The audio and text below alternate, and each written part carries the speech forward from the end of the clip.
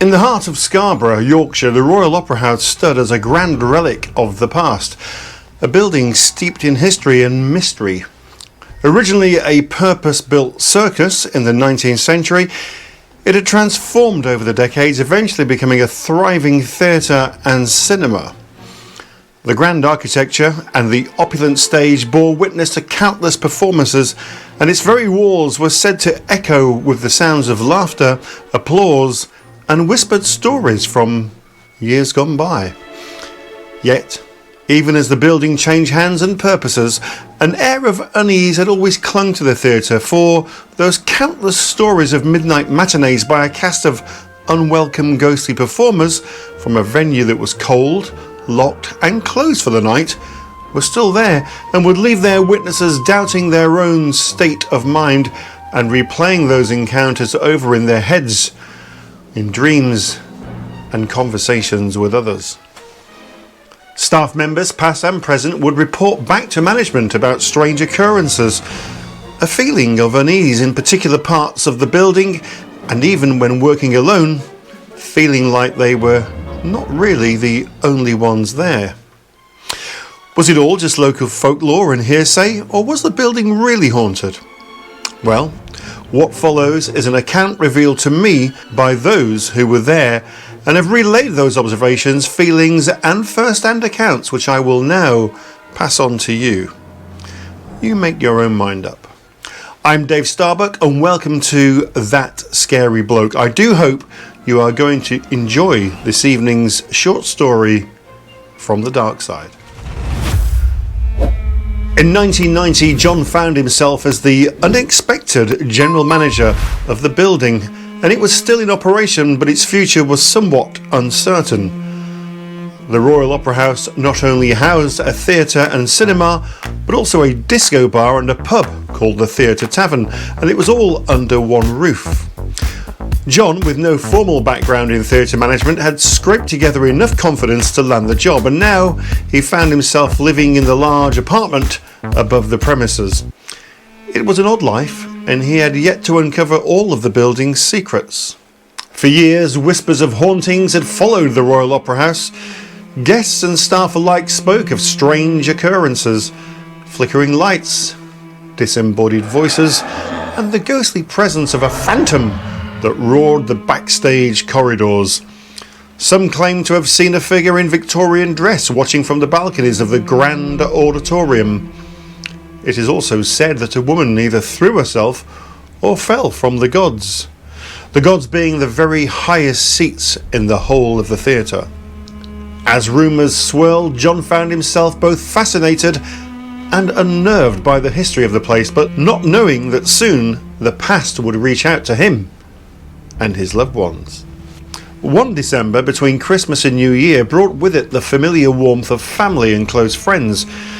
John had not seen his sister Julie or her husband Tim in months, and now they had come to visit with their 3 children, Peter, Alison and Paul, along with their old friends Jamie and Viv, who'd brought along their 2 sons, Martin and Mark. They would be travelling onwards to Scotland for Hogmanay, but Scarborough felt like the perfect stop-off for a couple of nights to break up the journey. It was a large group, and the Royal Opera House had always been a place of fascination for them during their previous visits to the Yorkshire seaside town, though none could deny the eerie reputation that it carried. As they settled in, stories of the building's haunted past were soon in full swing. The children, wide-eyed and eager, insisted they wanted to witness for themselves the real ghosts of the Royal Opera House, laughing but clearly enthralled by the idea. Jamie, ever the joker, claimed he once saw the shadow of a man in old-fashioned clothes when he'd visited years before, while Viv insisted she'd heard faint clapping in the cinema one night. Tim, typically sceptical, only rolled his eyes but couldn't suppress the faint thrill in his voice as he recounted the stories that he'd heard that very day from some of the staff at the complex. By that Saturday evening, the mood had shifted. The building had an uncanny way of feeding off the energy of those within it, and it was a very busy day with cinema screenings throughout the morning afternoon and night. The theatre tavern was also really busy, serving meals and liquid refreshment to daytime shoppers coming in and out of town, and also for nighttime revellers enjoying the Yorkshire coastal town's abundance of nightlife. Rosie's Disco Bar, also part of the complex, was now in full swing too, with the DJ spinning 12-inch dance tunes for the swelling crowd of young dancers, and as the night deepened, the atmosphere in the apartment above the venue grew more subdued. With lights dimmed and the sounds of the nearby bar echoing through the building, the idea of an impromptu midnight exploration began to take root. John, though hesitant, found himself drawn into the conversation. He'd heard the tales, the stories of a phantom lingering in the backstage areas, and of ghostly footsteps in the fly tower, of voices calling from the darkness. But was it real? Or was it just those lingering echoes of a building worn down by time? The decision to explore the Royal Opera House at midnight was not one that was taken lightly. But as the group huddled in the dimly lit apartment, the idea grew more tempting with every whispered story. John, though not one for ghost stories, found himself unable to resist the pull of the unknown. He considered the risks. After all, it was an unusual hour to be wandering the backstage halls of an ageing theatre, and if the stories were to be believed, there was no telling what might stir in the shadows. Yet curiosity, perhaps, had always been his undoing. He hesitated for a moment, then looked at his family and friends. Julie was already gathering the torch, encouraging the children to do the same, and Tim, usually practical, was watching with the kind of fascinated skepticism that came from standing at the edge of the unknown. Jamie and Viv's sons, Martin and Mark, were already practically bouncing with excitement, eager for their first real experience of something mysterious, although they were clutching their parents' hands in nervous anticipation of what lay ahead. John exhaled. He was their host, the one who'd brought them all here. He couldn't really deny them this. By the time they were ready, the building had fallen into an uneasy silence, with just the sound of passing revellers making their way home or onto the late night clubs in town, and the occasional taxi leaving the rank outside of the complex. The bar and theatre were empty, the main lights were off, and John led the way, torches flickering as they descended into the heart of the building. The grand auditorium loomed ahead, its velvet curtains heavy with the weight of history. The backstage corridors stretched into darkness, the fly tower an ominous silhouette against the dark, although there was clearly a dressing room light on, and it was casting a faint glow in the background. "They always leave the light on," John exclaimed. The atmosphere thickened as they stepped deeper into the silence. The air was cold, the space vast and full of echoes. The stories of the phantom, the elusive figure that roamed the backstage areas, was no longer just distant tales. With no electricity to light their path, the only illumination came from their torches, which was casting long, shifting shadows across the walls, and of course, the faint glow from the dressing room area. The anticipation was palpable. Had the building always felt like this, or was it the expectation of something more that set their nerves on edge? Either way, they'd come far enough that turning back was no longer an option. The midnight intrusion had begun. The group moved deeper into the shadows, their footsteps echoing in the cavernous expanse of the backstage area. The torch beams flickered as they cut through the darkness, revealing cobweb corners and half-remembered props which were strewn across the stage. The air grew colder with each step, their breath rising in faint clouds as they ventured further away from the hum of the outside world. John led them with cautious confidence, though his pulse quickened with every new sound. "We need to turn the dressing room lights off," he said. "I can't have them on all night." The first strange occurrence came as a whisper, a faint, almost imperceptible murmur that seemed to rise and fall from the auditorium. They paused, their torches stilling as they strained to listen. At first it was just the sound of their own breathing, but then it came again, clearer this time. "That sounds like applause from a distant audience," Julie said. The children gave soft shrieks, their laughter replaced by wide-eyed terror. "There is no audience," Viv said. We've just walked through the rows of empty streets, but I do agree, it sounds like applause, but you would think it was coming from another building, she said. Maybe it was. Maybe it was coming from another building from another time, because remember, the Royal Opera House was built where the former circus building once stood. You all heard that, right? Martin asked, his voice barely above a whisper, as though afraid he would break the spell. No one answered.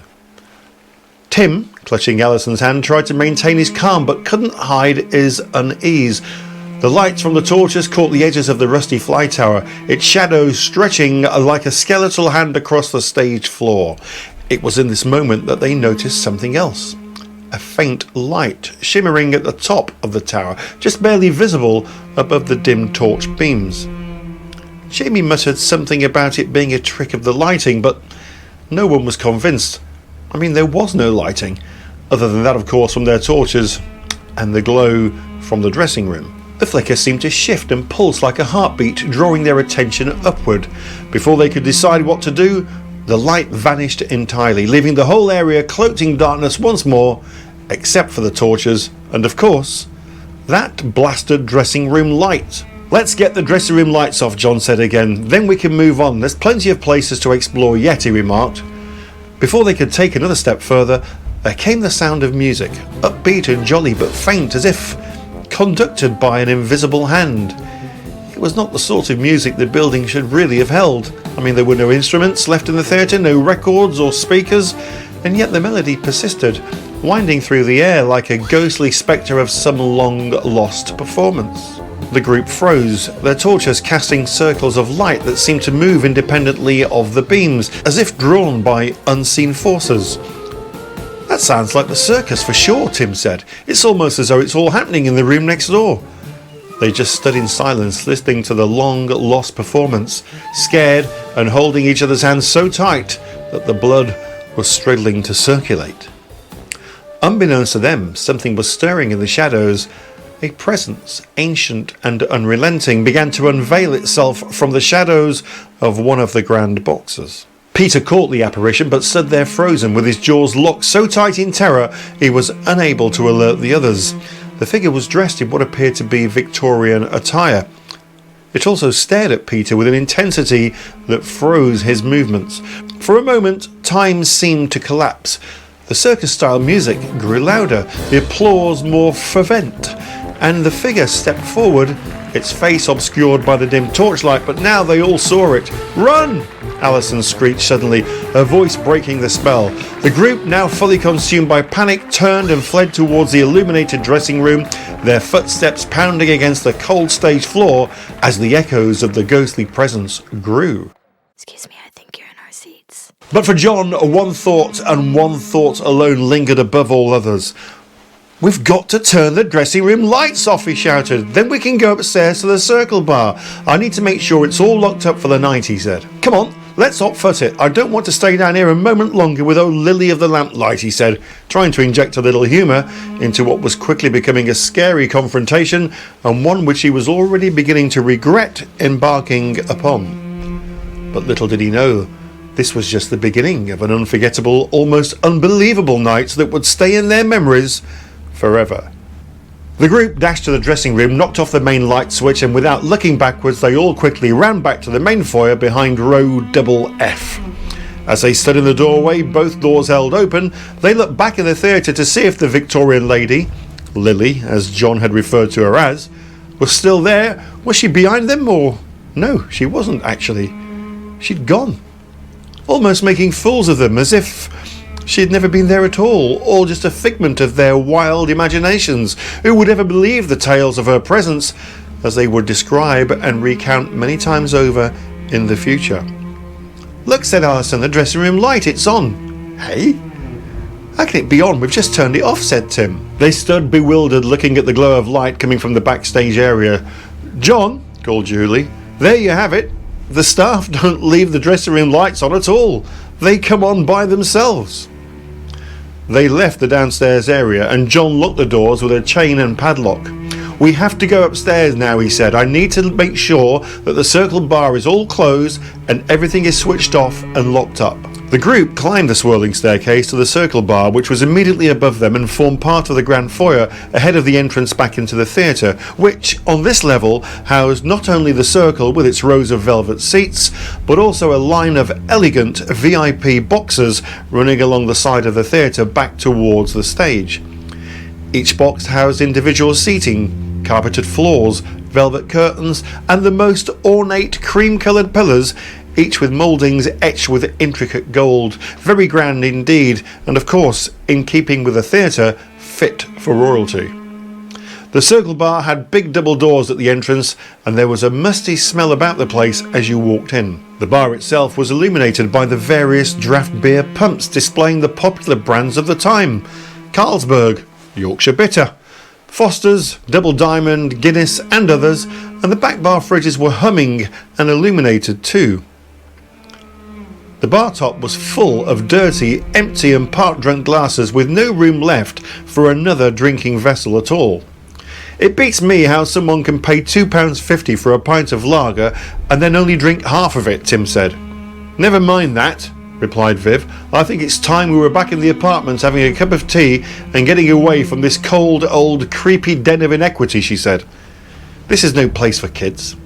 Of course she was right. Paul was only 5 years old and he should have been in bed hours ago, and yet strangely he wasn't in the least bit perturbed by the events of the night and was just tagging along with the group. The other kids were all 10, 11 or 12 and really ought not to have been partaking in what could only be described as a mistake, which with hindsight should never have been suggested in the first place.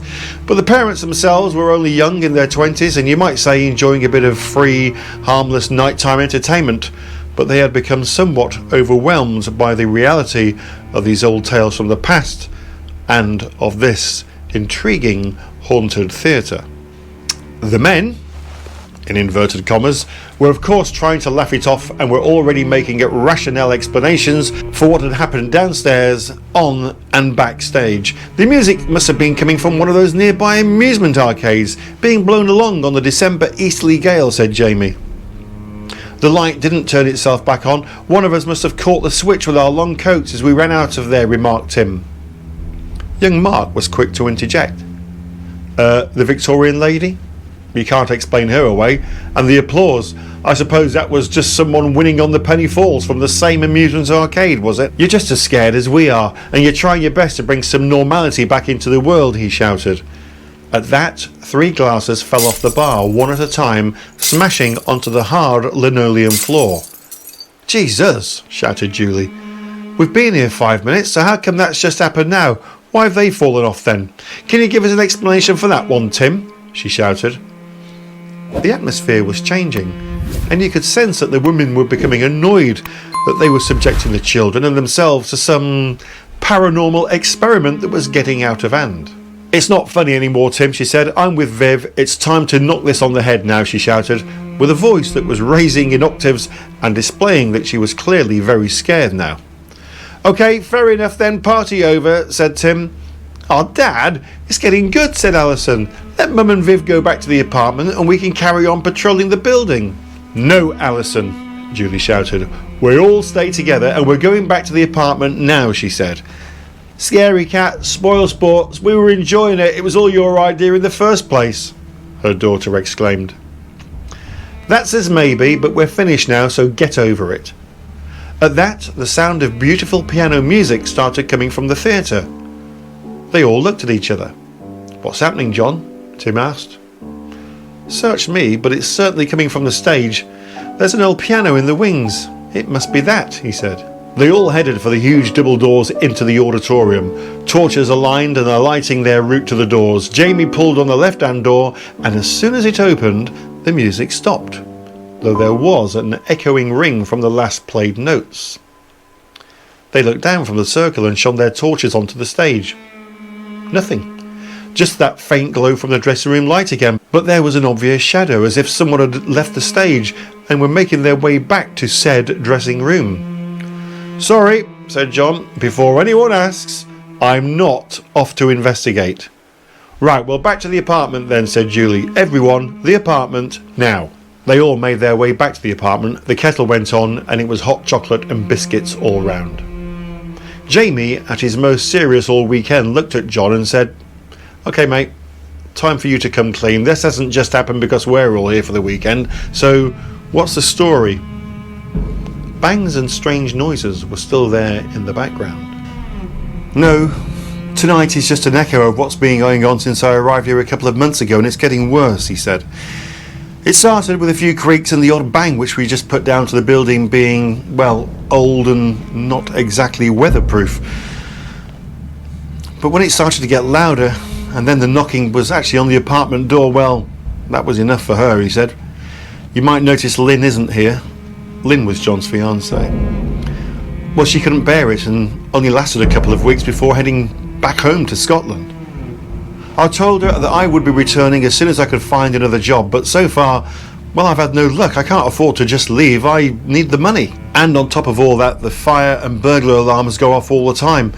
So much so, in fact, that the police don't even bother turning up anymore when the fire brigade just send one appliance, and they now use the call as a drill, sort of part of their training, to see how long it takes to get them from the fire station to here," John said. "Because it always is a false alarm. I didn't want to put you off coming because, to be honest, I wanted the company. I'm not getting any sleep. I've had a couple of the lads stay the odd night with me, but they're refusing to return. They're too scared to come back," he said. The group were taken aback at what John was revealing to them. "No wonder they can't keep the staff here," Viv interjected. But before they could explore further, there was the sound of pop music from the Circle Bar. "Here we go," said John. "Well, what's that then?" said Tim. "It's the jukebox in the Circle Bar. It comes on every night," he said. "Well, let's go and turn it off then," said Tim. "Come on, I'll come with you." John and Tim left the group and went down to the Circle Bar. As they entered the grand, opulent surroundings of the bar itself, they were amazed to see dozens of broken glasses on the floor. "Bloody hell, John, how do you manage to stay a single night in this place on your own? It beats me." They went over to the jukebox and pulled the plug out, and immediately the music stopped. Tim looked at the jukebox, looking to see if there was any reason why it should be coming on by itself. "Is it designed to do this, John? Jukeboxes do sometimes come on their own, just to try and get people interested and maybe putting some money in them." "Yeah, well, the modern ones do," said John, "but not this antiquated old relic. It plays vinyl. The only modern thing about this actual jukebox is the 13 amp fuse that's in the plug," he said. "Well, it's not that then," said Tim. Tim cast his eyes around the bar. He was looking to see if there was any real explanation, something that he could blame for the sudden intrusion of pop music. But of course, there was no rational explanation. They returned to the rest of the group, and Julie, John's sister, put her arm around him and said, "Look, John, we're off to see Mum and Dad in Scotland tomorrow. Have you got any time off at all?" "Well, yeah, we're going to be closing for 3 days from the 1st of January, he said. "Well, come up to Scotland then," she said. "Spend some time with Lynn and come over to Mum and Dad's and see the rest of us as well. It'll do you good." The kids went to bed first. It was just after 1 o'clock in the morning. They were sharing a bedroom, and to be honest, they were glad of each other's company. The adults had one more drink before deciding to go off to bed. The place quietened down, but sleep was in short supply for the rest of the adults. The next morning, immediately after breakfast, John waved the group off, promising to catch up with them again in a few days' time. In the days that followed, the Royal Opera House continued to cast its shadow over John. New Year's Eve was a very busy occasion, and the late night frolics continued as usual long after all of the living guests had gone home to bed. But John decided to lock himself away on his own. He was deaf in one ear and he bunged the other one up with cotton wool just in an attempt to get some sleep. True to his word though, he made his way to Scotland for a few days and promised Lynn and the others that he would be resigning upon his return to Scarborough. He'd landed a temporary job in Norwich managing a pub, and Lynn had agreed to make the move to East Anglia with him.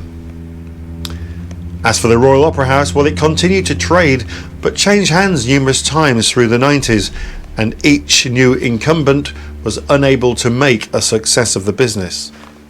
It suffered serious flooding in the mid-90s, and there was a very bad fire at the premises in September 1996, apparently the result of an arson attack. So serious, in fact, that the fire left the premises unstable and they had to be demolished in 2004. Later, the site was bought and a new venue, the Opera House Casino, was built, and it was the first privately funded casino in the UK. So The original circus building, built in the 1900s, was now gone, replaced by an opulent theatre, which was ruined by fire in the 90s and demolished and of course now gone, and that was replaced by this new, beautiful modern casino complex. But what of the ghosts? What of those reported hauntings? Were they gone too? Well, apparently not, because staff and patrons have reported sightings and ghostly apparitions in the new building. It seems the show must go on. Well, I do hope you've enjoyed tonight's short story from the dark side, and if you have, please do subscribe to the channel, give me a thumbs up, and don't forget to hit the notification bell, because if you don't, that scary bloke may just come and find you.